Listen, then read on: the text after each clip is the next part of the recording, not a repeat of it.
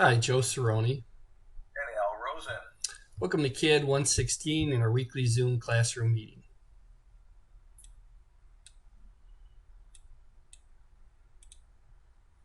Alrighty, so as we are winding down, uh, we're going to take a look at the final review.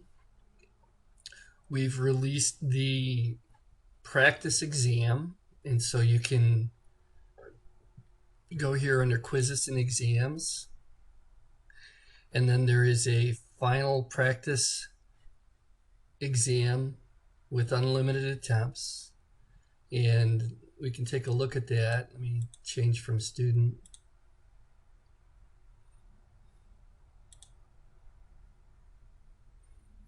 And so for the practice exam, for the final practice exam,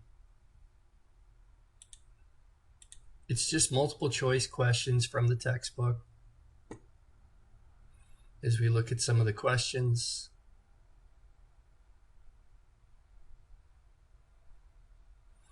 asking about AutoCAD templates, AutoCAD screen layout, how to repeat the previous commands, basic AutoCAD type terminology as we go through and we look at that.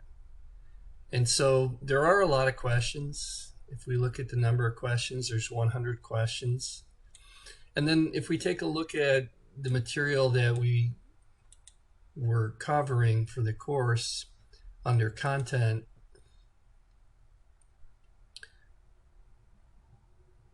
and we've added a final review.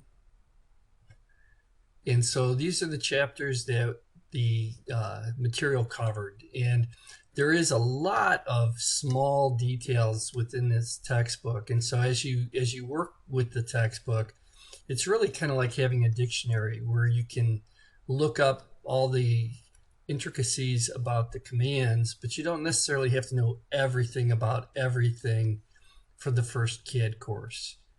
We want to know how to get started. We want to know how to work with drawing files, draw commands and concepts. And so as we look at the chapters, in the first chapter, we just looked at the coordinate system, X, Y, and Z, being able to understand how to draw. We'll draw in model space. We'll begin AutoCAD using the software, being able to use the editor, and then real basic stuff like working with snap, grid, ortho, polar, and dynamic input. And so as we work on the first chapter, it's mostly on how to read the screen. And then we get into naming files in file related information, opening and closing drawings. And then we look at coordinates, X, Y, and Z, drawing lines and circles and using polar tracking. And then we get into what's called selection sets. And so you have to select something before you can modify it. And so you'd select the objects and then you'd give it a base point to move from and then a place to move to. And then chapter 6, we went into templates, working with units. And that's kind of why we're using architectural versus mechanical drawings, because the units are different. We're using feet and inches for the architectural drawing, and we're using inches or fractional units for our architectural units. And then again, limits, snap and grid, layouts. If you see things in capital, those are the commands that we're introducing as we go through and add more information. So every week we try to add an additional content. Things like object snaps, being able to grab endpoints, midpoints, center points. And then as we continue working with these different commands, they get into more advanced options for circles, arcs, polylines, more modify commands, move, rotate, stretch, scale. And we want you to be able to use the computer to find the answers, because there is quite a bit there.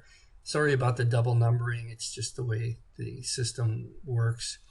But as we go through and we work with it, we want to know how to use offsets. We want to know how to use arrays.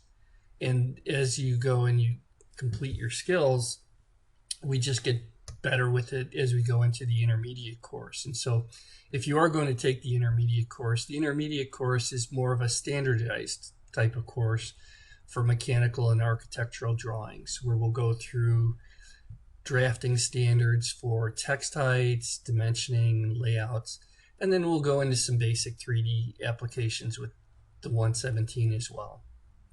And so we worked with layers, worked with line type scaling, line weights, being able to set up our drawings, set up the viewports, working with blocks, as we did with our social distancing exercise, where we inserted blocks and then we put them 6 feet apart, and then being able to add an attribute to those computers. And so we could extract a bill of material that'll tell you what type of computer we have inserted into the room. And so facilities will use AutoCAD quite a bit to be able to keep track of the assets in the different rooms. And so, for example, having computers in a classroom allows us to then keep an attribute linked to the block that tells us what type of computer that is. And so you can get into the how often do you replace the computers, how long do they last, etc. And so more on object tracking, object snapping, being able to work with different isometric drawings. And we really do 3D more so than isometric here. Being able to work with different hatch commands and being able to cut our object, and then being able to set up different dimensions and dimension styles. And dimensioning is what really gives AutoCAD its uniqueness. It can dimension anything. And so you can do civil, you can do architectural, you can do mechanical, you can create these just huge layouts with the CAD system. And so that's the material that is game for the final exam practice. You can take the quiz under quizzes and exams, and you can take that final exam as many times as you'd like, getting ready for the practice final. And then as we take a look at the final exam will be released next week. And so we'll release the final exam next week on the 2nd, and then you'll have a week to complete that. All work will be due on the 10th. Alrighty, with that, I'm going to stop the recording and open things up for questions. Remember, if you do have some things that need to get done or need some additional help, just send us an email. You can email us right here. You can request a Zoom meeting, and then we're in on Wednesday, Thursday, and Sunday in person. And those hours we've listed in the splash page so many times. I think you guys have them down. And then virtually on Fridays. But we could give you a virtual meeting at any time if you need assistance. Al, anything else that we want to cover before I end the Zoom meeting? No, I think everybody who's doing a great job. It was fantastic having you in a class. We'd like to thank you, and hopefully to see you sometime in one of our other classes. That's right. If you have any questions regarding summer classes or fall, feel free to email us, and we'd be happy to give you the updates. Alrighty then, I'll stop the recording and open things up for questions.